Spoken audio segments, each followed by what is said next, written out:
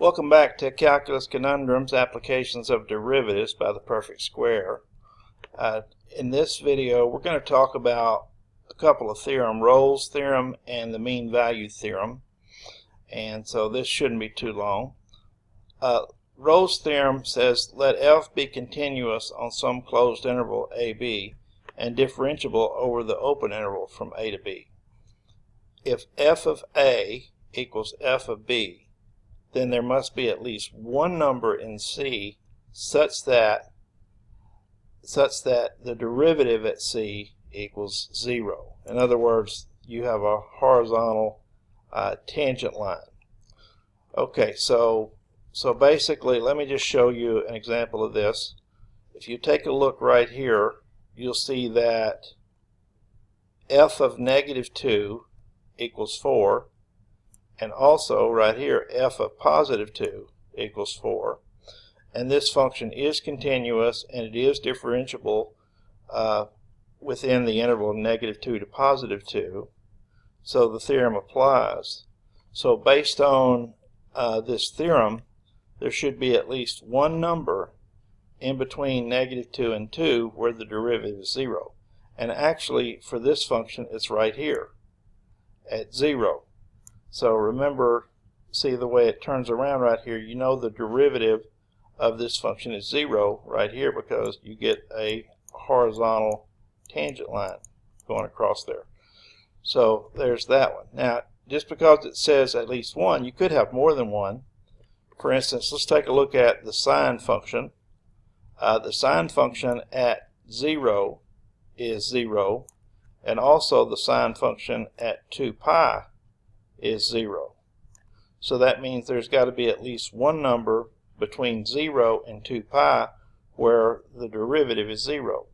And actually it's going to be right here and right here. So there's two values here where the derivative would be 0 because you would get a horizontal tangent line there and a horizontal tangent line there. So that would be I believe that's at pi over 2 and 3 pi over 2. So basically, that's all Rolle's theorem tells you, is that you're going to have a place in between those two numbers where the derivative is 0. A couple of examples here.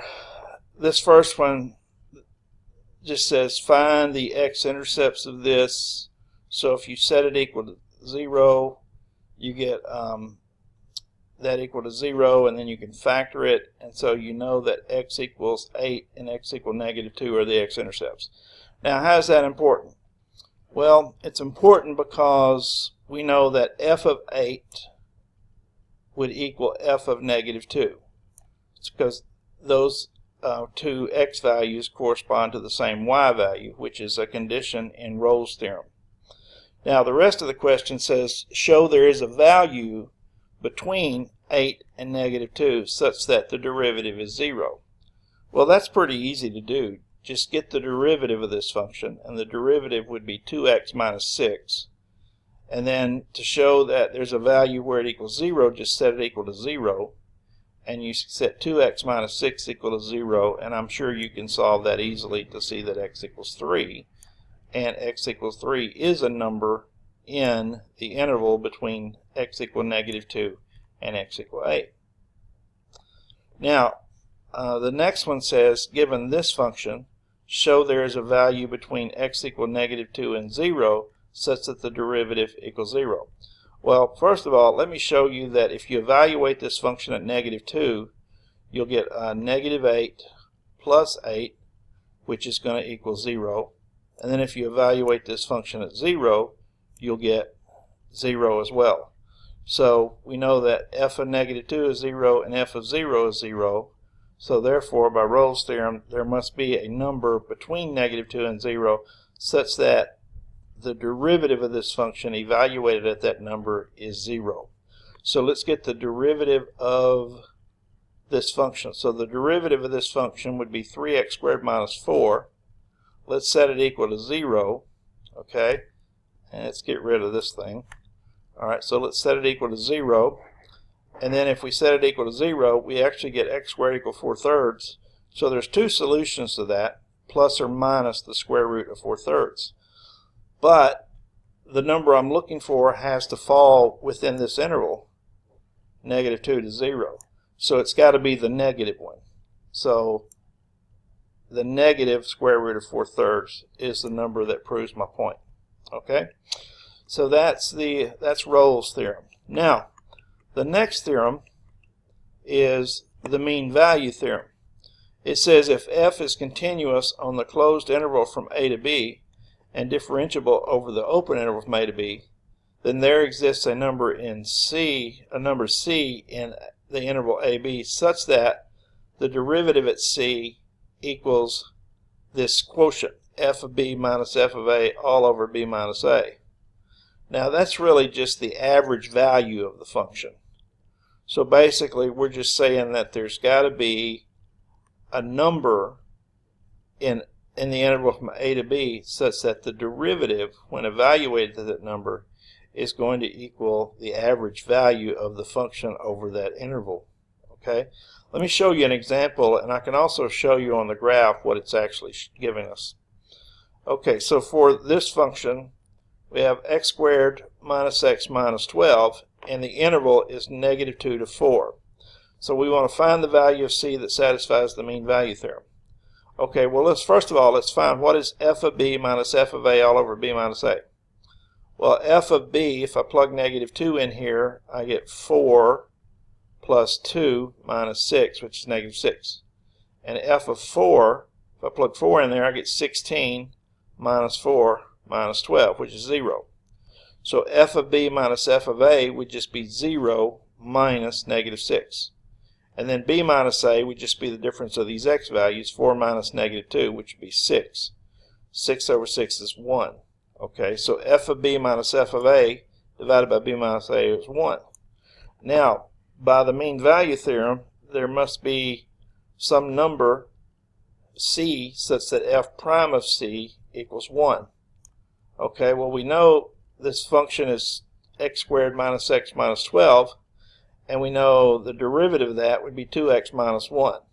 Now, for simplicity, I'm going to go ahead and replace the x with c. You really don't have to do that, but I'm going to replace it with c. So we want to find the c value such that the derivative equals 1, because that's what we had over here. So now, let's see, if we solve that equation, 2c minus 1 equals 1, we get 2c equals 2, so c equals 1. So the answer is that, and that's the same as the x value, so the answer is that at the x value 1, the derivative of this function is going to be the same as the average value of this function. Let me show you that on the graph so you can kind of get a look at it. Okay, so let me show you this. Here's the graph of the function. It's just this parabola. And so these, remember, we were looking on the range from -2 to 4. And the corresponding points on the parabola at -2 and 4 are the point -2, -6, and the point 4, 0. And notice if I draw the line through those points, then the slope of the line actually represents the average value of the function from this point to this point. Now, the mean value theorem basically says that there should be some number between -2 and 4 such that when you evaluate the derivative at that number, you'll basically get the same slope. Okay, so we found in our example, we found that that number is at 1.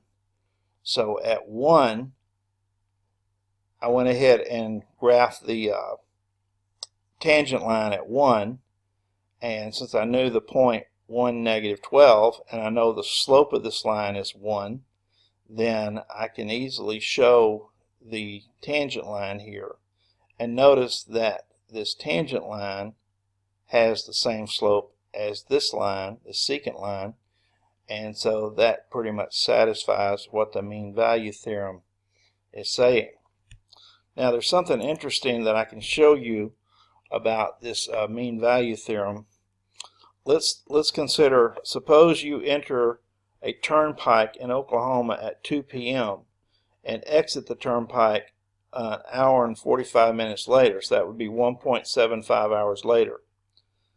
So suppose the distance between my entry and exit of the turnpike is 140 miles.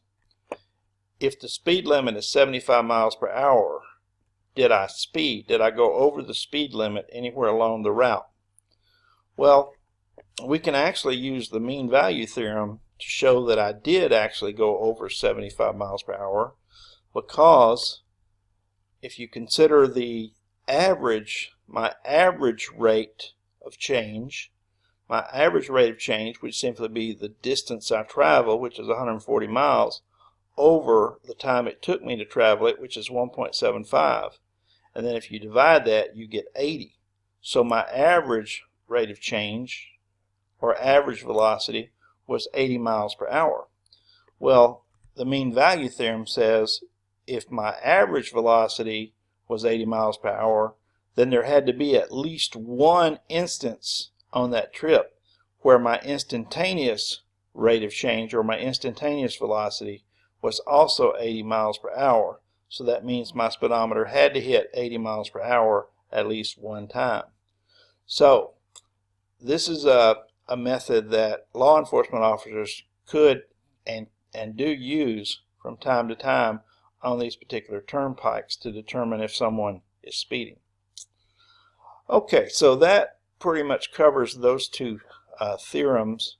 And so I believe we're going to talk about concavity in the, no, I'm sorry, I lied. We're going to talk about the absolute extrema in the next video, and then we'll talk about concavity after that.